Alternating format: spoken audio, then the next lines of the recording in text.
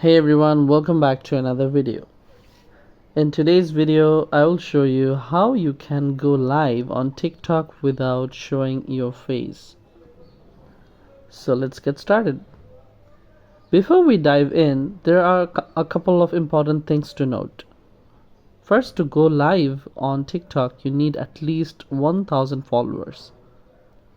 Second, you must be over 18 years old. Once you meet those requirements, here's what to do.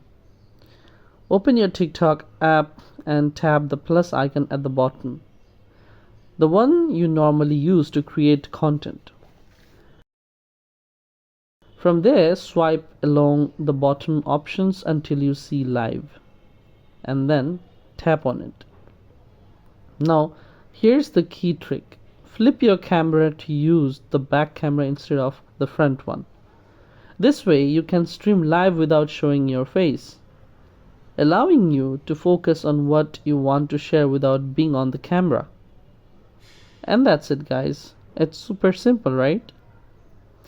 Thanks for watching this video. If you found this video helpful, don't forget to like, comment, share and subscribe to our channel.